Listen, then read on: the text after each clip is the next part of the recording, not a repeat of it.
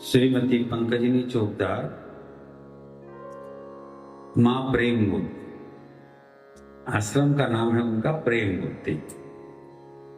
बड़ा अच्छा प्रश्न है उनका। महालया क्या है, इसका महात्म्य क्या है, हम लोग महालया क्यों मनाते हैं, ये सब इससे महालया क्या है। हम लोग सब महालया महालया करते हैं और सब मनाते हैं, इसलिए हम भी महालया मनाते हैं। ऐसा नहीं, उसका महत्व भी जानते हैं। तो महालया किसको कहते हैं? महालया आश्विन माह के कृष्ण पक्ष की जो अमावस्या होती है उस तिथि को कहते हैं महालया। ये सचमुच में एक बहुत महत्वपूर्ण तिथि। ये तिथि एक संधिकाल है पितृपक्ष का और देवी पक्ष का। महालया को ही पितृपक्ष की समाप्ति होती है और देवी पक्ष का आरंभ होता है। इसलिए पितृ और देवी दोनों के बीच का काल, बीच की तिथि को अर्थात आश्विन कृष्ण पक्ष की अमावस्या तिथि को हम लोग महालया कहते हैं। क्या है ये? पितृपक्ष और देवी पक्ष का ये मिलन बिंदु है। पितृपक्ष की समाप्ति और देवी पक्ष का आरंभ। यथार्थ में महालया जो है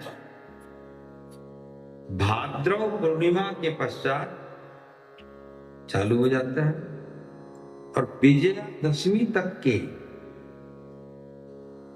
कालखंड को महालया के अंतर्गत माना जाता है।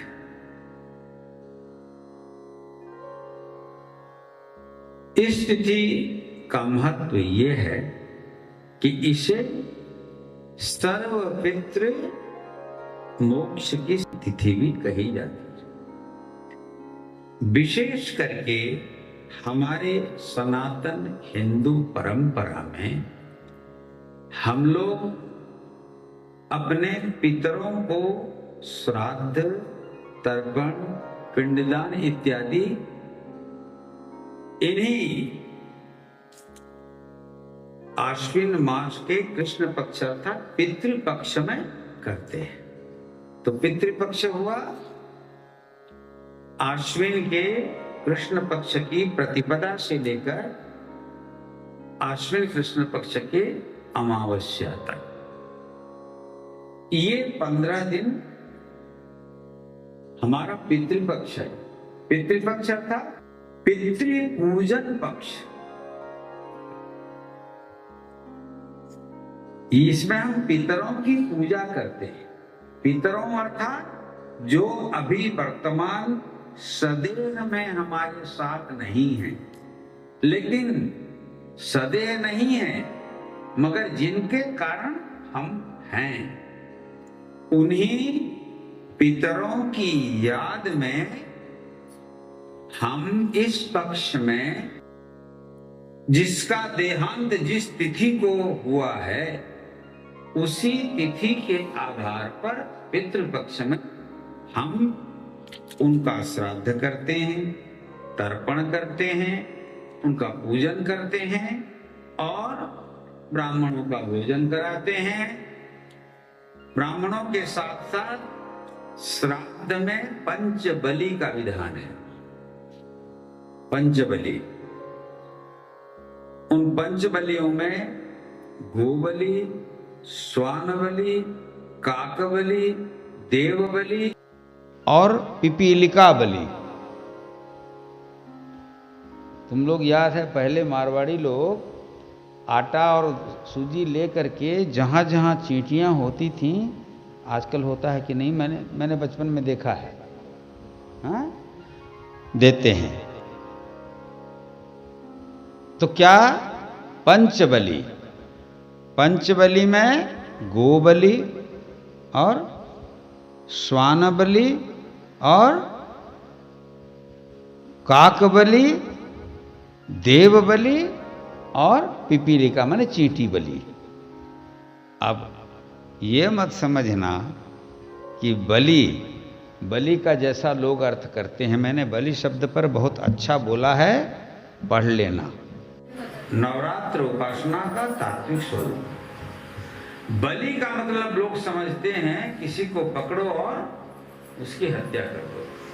आजकल भी बहुत सारे मूर्ख और बहुत सारे तांत्रिक और तांत्रिकों की प्रेरणा से लोग धन के लिए, गड़ा धन या और क्या क्या पाने के लिए बच्चों की, लड़कियों की, लोगों की बलि दे देते हैं। ये मूर्खता है। बलि शब्द का वो अर्थ नहीं है। गौबलि मतलब पितृ श्राद्ध करोगे और गाय लाके मारोगे उसको, कौवा खोज करके लाके मारोगे नहीं। बलि शब्द का अर्थ है पूजा एवं उपहार प्रदान करना। विशेष करके उनकी पूजा, माने गौ माता की पूजा और गौ माता को भोजन देना, ये गोबलि है।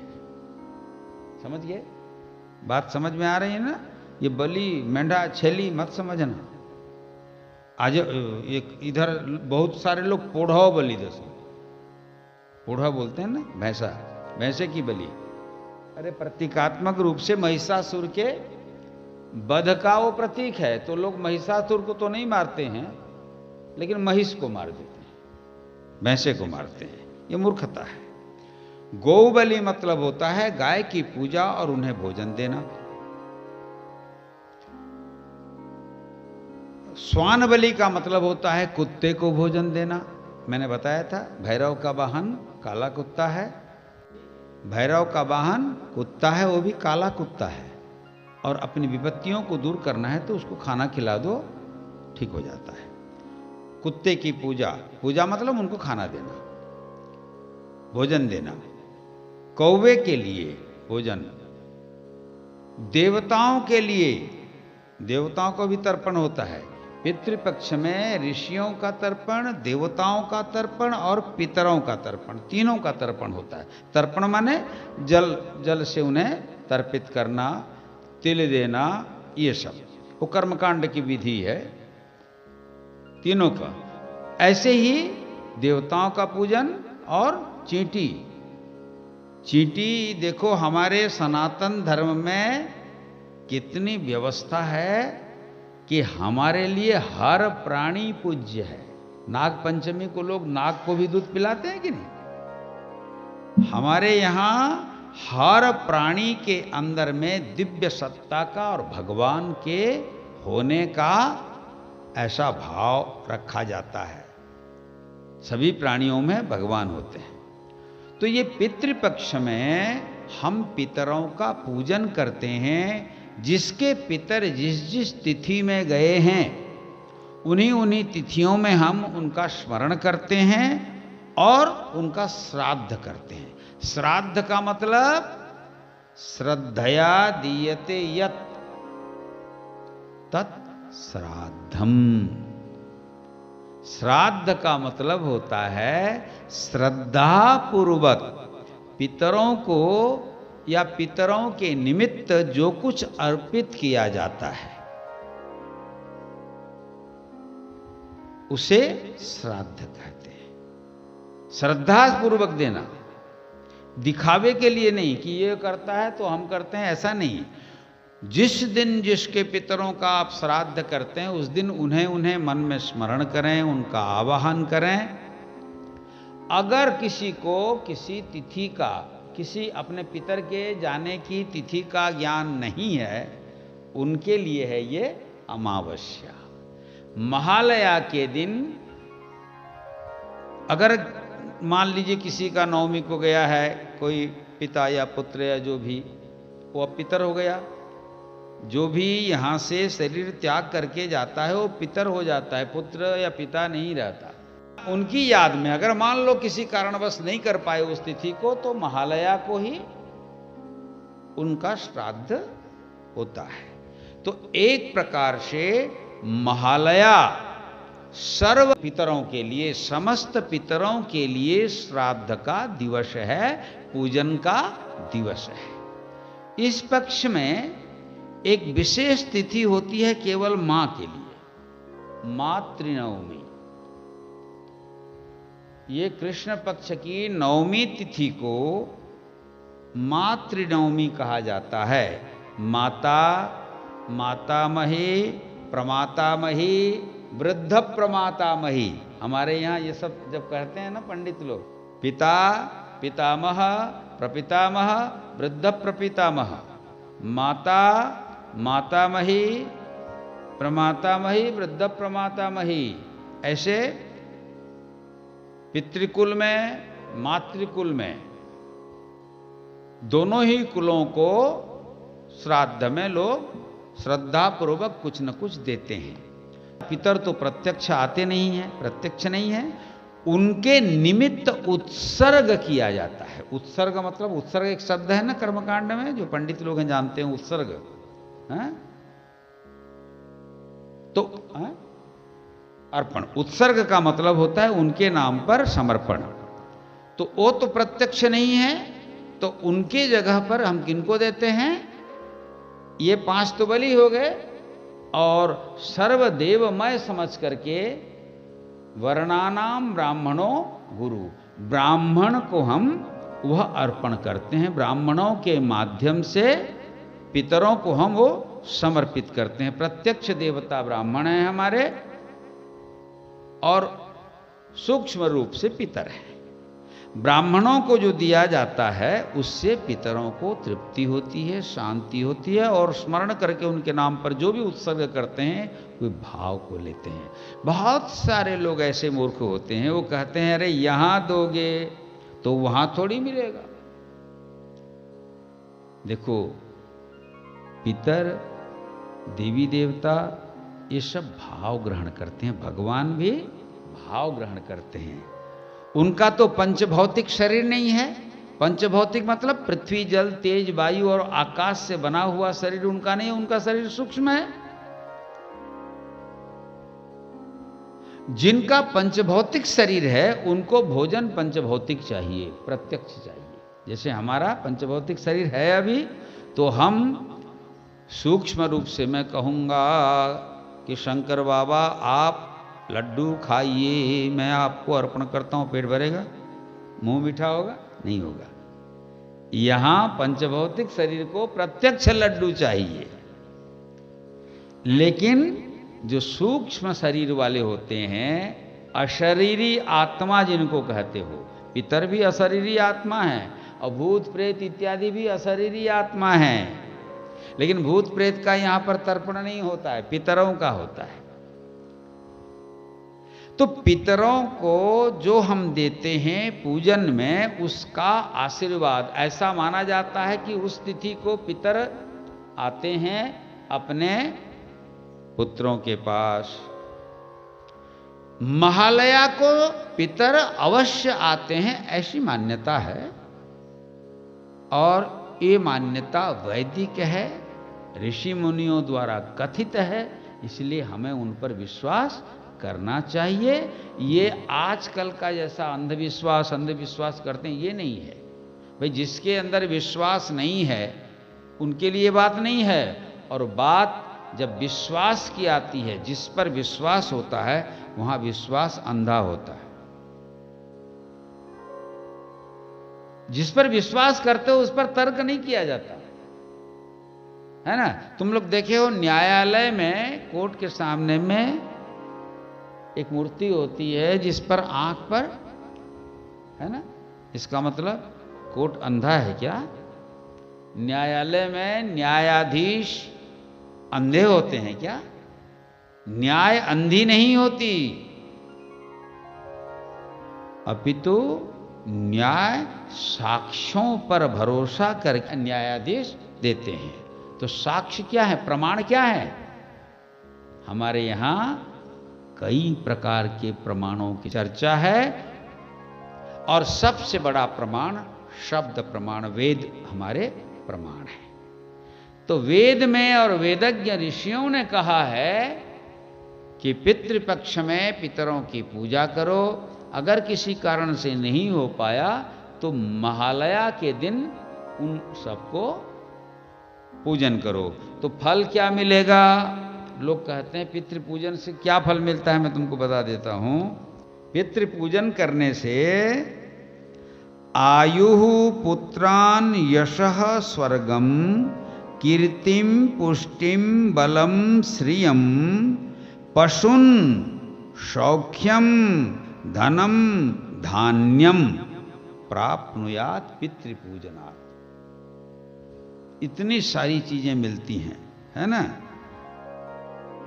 श्राद्ध करने से जीवन मिलता है, पुत्र मिलता है, यश मिलता है, स्वर्ग मिलता है, कीर्ति मिलती है, पुष्टि मिलती है, बल मिलता है, लक्ष्मी मिलती है, पशु मिलते हैं, सुख समृद्धि मिलती है और धन धान्य प्राप्त होता है केवल पितरों के प्रसन्न हो जाने से। पितृ पूजा करोगे तो पितर प्रसन्न होंगे, तो उनकी प्रसन्नता से ये सारी चीजें मिलती है। ये गरुड़ पुराण का मंत्र है। तो इसलिए इस तिथि को पितृ पूजन तिथि भी माना जाता है और महालया के दिन सारे पितर प्रसन्न होकर के अपने पुत्र पुत्रादियों को आशीर्वाद देकर के फिर अपने पितृलोक में चले जाते हैं। वो केवल अपनी तिथि को यहाँ धरती में आवाहन करने पर आते हैं, या फिर महालया के दिन न भी बुलाओ तो वो सारे पितर आते हैं। इसलिए ये महालया पितृपक्ष में सबसे महत्वपूर्ण तिथि है। ये हुआ पितृपक्ष। देवी पक्ष क्या है? उसी दिन से देवी पक्ष चालू होता है। उसी दिन से देवी पक्ष जो चालू हुआ वो विजयादशमी तक हम चलाते हैं और उसकी पूर्णाहुति कुमार पूर्णिमा में होती है। पक्ष पूरा है ना। तो देवी पक्ष में हम क्या करते हैं? नवरात्र की उपासना, 9 रात्रों तक भगवती के 9 रूपों की पूजा करते हैं, है ना। प्रथमम शैलपुत्री च से लेकर के नवमम सिद्धिदात्री च। और फिर हम कुमार पूर्णिमा तक ये देवी पक्ष में विभिन्न देवियों का पूजा करते हैं, है ना। कुमार पूर्णिमा को भी लक्ष्मी पूजन होता है ना। लक्ष्मी पूजन उड़ीसा में बहुत जोर से मनाया जाता है। ढेंकानाल का लक्ष्मी पूजा तो बहुत प्रसिद्ध है ना। तो लक्ष्मी पूजन करते हैं।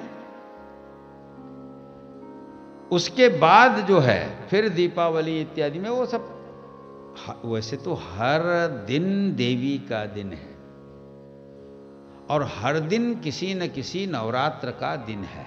हर दिन वर्ष भर में 40 नवरात्र होते हैं।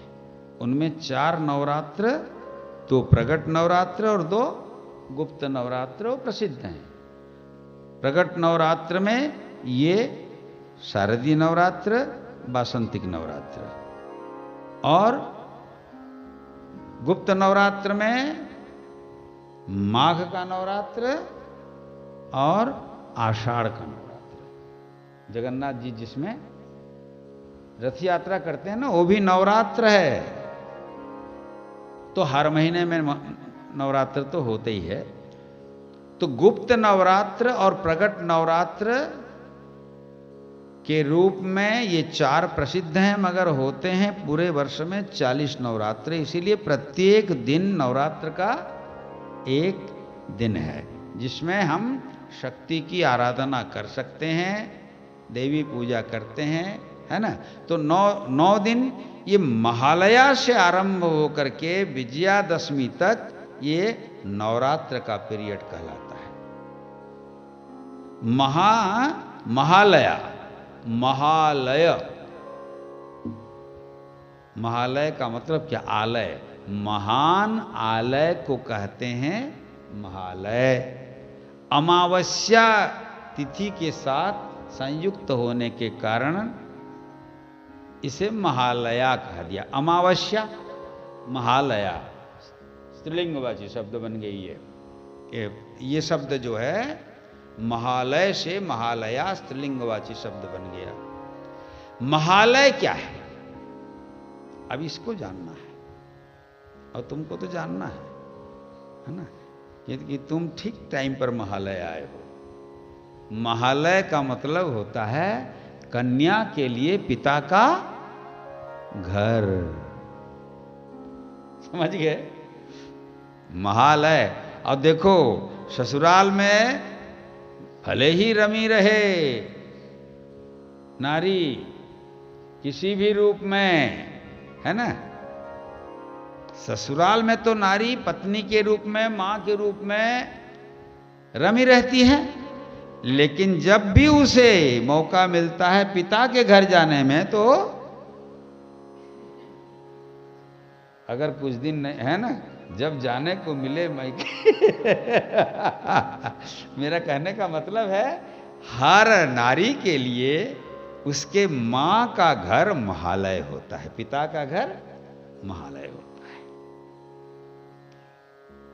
तो ये महालया फिर देवी के लिए क्या अर्थ रखती है ये महालया की तिथि? तुम लोग देखो, महिषासुर का, जब हम लोग यहाँ क्यों महिषमर्दिनी की आराधना कर रहे हैं ना, महाकाली, महालक्ष्मी, महासरस्वती के रूप में, महिषासुर का अत्याचार जब बढ़ गया, सारी कथा तुम लोग पाठ कर रहे हो, पढ़ रहे हो, मार्कंडेय पुराण की दुर्गा सप्तशती में जो है वही चीज है यहाँ। तो सभी देवताओं ने त्रस्त होकर के महिषासुर के संताप से संतापित होकर भगवती दुर्गा का ध्यान किया। अब बोला, माता जी अब ये पुरुषों के द्वारा असुरों का संहार नहीं होगा, क्योंकि ये असुर भी पुरुष हैं और ये पुरुष भी असुर हो रहे हैं। आजकल सनातन हिंदू धर्म के अनुयायियों में भी बहुत सारे असुर पैदा हो रहे हैं कि नहीं, जबकि ये मनुष्य हैं। असुर अलग हैं, मैं नहीं बोलूंगा, उधर उधर बोलने से दिक्कत हो जाएगी, लेकिन असुर हैं। अरे मां नहीं, मातु पिता नहीं देवा, जो मां नहीं जानता, बहन नहीं जानता, बेटी नहीं जानता, सास नहीं जानता, है ना, और जो नारी सत्ता को स्वीकार करता है केवल भोग के लिए, जो केवल अपना स्वार्थ देखता है, रात दिन लड़ाई झगड़ा करता है, हिंसा करता है, हिंसा से प्राप्त चीजों का सेवन करता है, मद्य, मांस इत्यादि, और समाज में आतंक फैलाए रहता है, उसी को क्या कहते हैं? असुर। जोर से बोलो, क्या बोलते हैं? आतताई ही असुर कहलाते हैं, आतंकवादी असुर है। तो असुरों से त्रस्त होकर देवताओं ने जब भगवती से प्रार्थना की और आवाहन किया कि हे मां आप आइए, तो ये महालया की जो तिथि है ना, इसी तिथि को भगवान शंकर जी से अनुमति लेकर के भगवती कैलाश से उतरती हैं धरती में। पुराणों की यह कथा है। इसका मतलब कैलाश को धरती का नहीं माना जाता, वो शिवलोक है। तो शिवलोक से भगवती दुर्गा उतरती हैं देवताओं के, मनुष्यों की प्रार्थना पर, और वह तिथि कौन सी थी? यही महालया। उतरती हैं तो कहां जाती हैं? बोलो, महालय में जाती हैं, अर्थात अपने पिता के घर में। फिर पिता में के घर में, अब समझ लो तुम मान लो अपने पिता के घर में जाते हो, तो घूमने फिरने बरगढ़ मार्केट में जाते हो कि नहीं? जाते हो ना। फिर किसी दोस्त के यहाँ, किसी सखी के यहाँ, किसके यहाँ, उसके यहाँ, है ना, अपना जो प्रिय होता है उनके यहाँ जाते हैं कि नहीं? लड़की जब गांव में आती है या अपने पिता के यहाँ आती है, पूरे गांव में घूमती है कि नहीं? क्योंकि सारा गांव की वो बेटी है। हिमालय जो है भगवती का, पार्वती जी का, दुर्गा का, ये सारे नाम उन्हीं के हैं। तो भगवती का पित्रालय है, पिता का घर है। तो भगवती कैलाश से शंकर जी से अनुमति लेकर जब उतरती हैं असुरों का संहार के लिए, तो सबसे पहले जाती हैं अपने पिता के यहाँ, है ना, हिमालय के यहाँ। तो हिमालय है भगवती पार्वती का महालय, पित्रालय, पितालय। इसीलिए देखना भगवती के हम प्रथम स्वरूप को, अर्थात प्रथमम शैलपुत्री के रूप में, हिमालय की पुत्री के रूप में नवरात्र के प्रथम दिन में हम कन्या रूप में उनकी पूजा करते हैं। और उनके 9 रूपों की आराधना हो जाने के बाद नवमी के दिन हम नव कुमारी के रूप में 9 कन्याओं की पूजा करते हैं।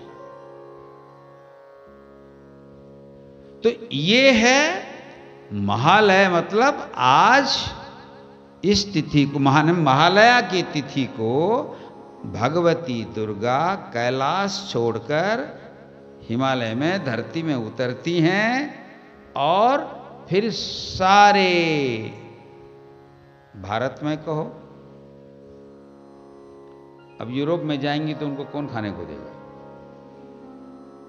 अमेरिका में जाएंगी, आजकल जा रही हैं, यूरोप में भी और अमेरिका में भी, ऑस्ट्रेलिया में भी, यहाँ तक कि चाइना, जापान, जहाँ जहाँ भी भारत के लोग हैं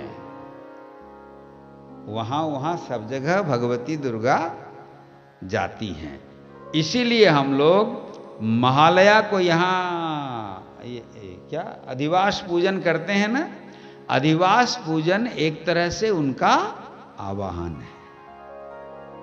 तो यहाँ तो पीठ है, भगवती यहाँ रोज रहती हैं, लेकिन जहाँ जहाँ दुर्गा पंडाल बनाए जाते हैं ना, जहाँ 9 दिनों का पूजा, 9 दिनात्मक पूजा होती है, वहाँ आवाहन किया जाता है। नहीं तो षष्ठी को बिल्व वृक्ष में, नवमी को भी उसका ये है, देवी भागवत में और महाभागवत में इसका विशद वर्णन है। तो इस तिथि को देवी उतरती हैं, इसीलिए ये देवी पक्ष में महालया प्रथम दिन है। और एक घटना बता दूं, विष्णु कर्ण मलोद भूतो, ये मधु और कैटभ दोनों राक्षसों का नाम पढ़ते हो ना दुर्गा सप्तशती में।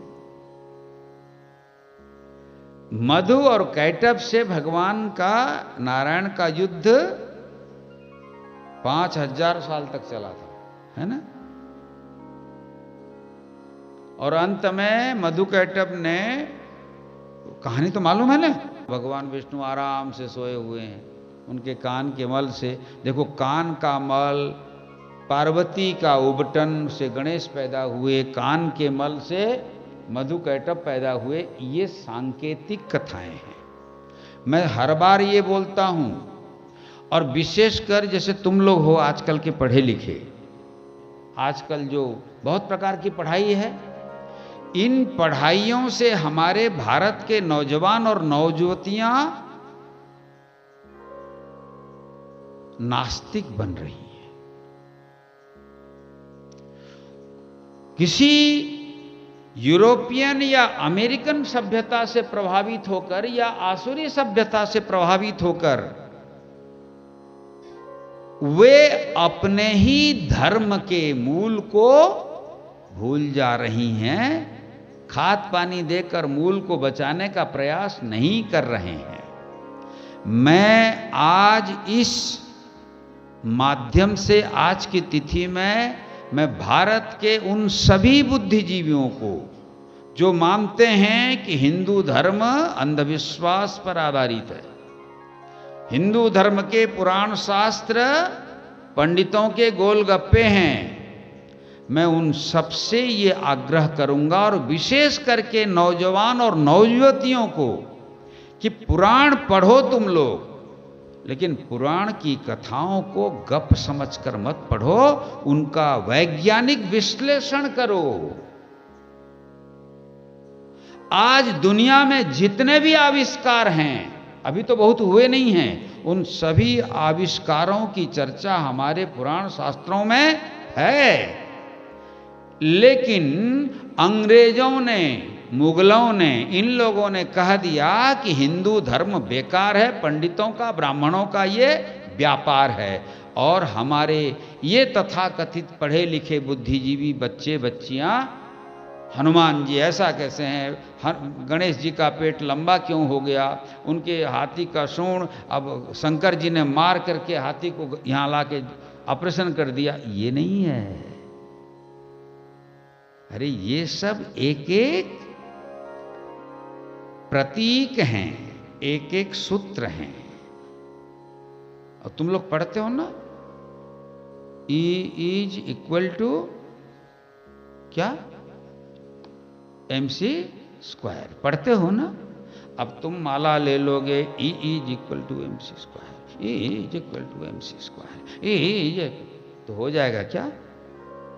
अरे उसकी व्याख्या करो तो पता चलेगा कि आइंस्टाइन ने क्या कहा है, डार्विन ने क्या कहा है, ओ तुम्हारा गैलीलियो ने। हमारे शास्त्रों में बहुत पुराने जमाने से लिखा हुआ है कि सूर्य स्थिर है और पृथ्वी घूमती है, मगर खगोल पढ़ता नहीं कोई। पुराणों में जो कथानक के रूप में लिखी गई सांकेतिक कथा है, उसको समझता है और बोलता है हिंदू लोग बड़े मूर्ख हैं। अरे तुम अगर दूसरे धर्म ग्रंथों को पढ़ोगे तो वहां वैज्ञानिकता बिल्कुल नहीं है, और मैं 100% गारंटी दे रहा हूं, विशेषकर तुम लोगों को, कि हिंदू पुराणों को, शास्त्रों को केवल गोल मटोल कहानी मत समझो, इनकी व्याख्या वैज्ञानिक करोगे तो पता चलेगा कि हर चीज हमारा वैज्ञानिक है। लेकिन भटका दिया लोगों ने, और गुलामी के कारण अंग्रेजों का दास्ता स्वीकार करके ये बुद्धिजीवी अंग्रेज बन गए, मुगलों की दास्ता स्वीकार कर ये बुद्धिजीवी मुगल बन गए, नास्तिक बन गए। भारत सरकार को चाहिए कि वह अपने शिक्षा व्यवस्था के अंतर्गत भारत के पुराण शास्त्रों की कथा कहानियों को वैज्ञानिक रूप से विश्लेषित करने के लिए शिक्षा के पाठ्यक्रम में इनका समायोजन करे, तो भारत विश्वगुरु बनेगा। और चिल्लाने से भारत विश्वगुरु नहीं बनेगा, भारत तो विश्वगुरु है। और अभी भी मैं पूरे विश्वास के साथ कह रहा हूं, भारत को पछाड़ने वाला, भारत को पराजित करने वाला दुनिया में कोई पैदा नहीं हुआ है। बाकी सब लोगों की बुद्धि काम, क्रोध और लोभ, इन तीनों तक सीमित है।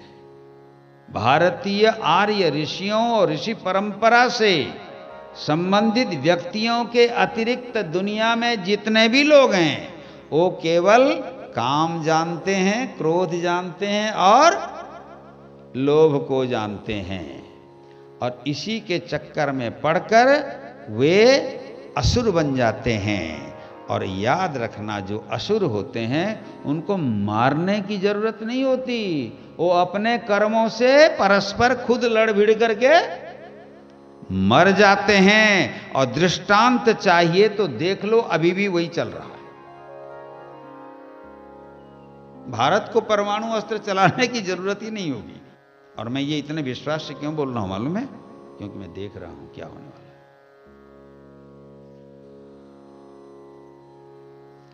तो मेरा कहने का मतलब है, आसुरी शक्तियों का विनाश करने के लिए इसी महालया में देवी आई।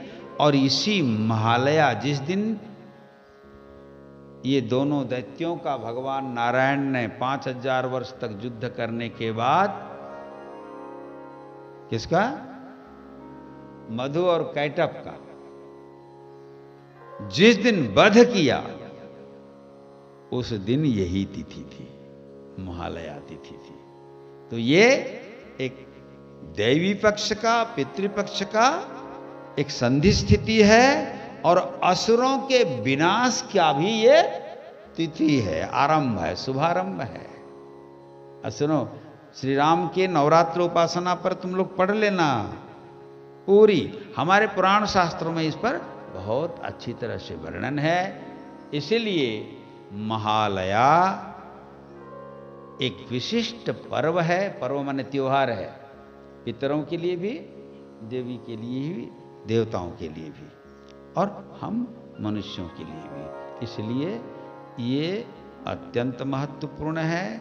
महालया से जो व्यक्ति भगवती की आराधना करता है, वह भी अंत में जाकर महालीन हो जाता है। माने ब्रह्म में, ब्रह्म तत्व को, ब्रह्म तत्व की शक्ति को अनुभव करता है, और वह भी ब्रह्मलीन होकर मस्त हो जाता है। तो महालया पितृपक्ष के आधार पर पितृपुरुषों के पूजन का पूर्णाहुति पर्व है, और देवी पक्ष के उपासकों के लिए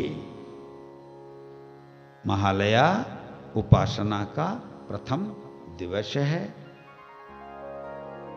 इसलिए ये बहुत महत्वपूर्ण है। पितरों का विसर्जन और देवी दिव्य सत्ता का आवाहन, इसका संधि काल महालया है। संधि तिथि महालया तिथि है, और उस तिथि को हम कहते हैं आश्विन कृष्ण पक्ष की अमावस्या। हरि ओम तत्सत।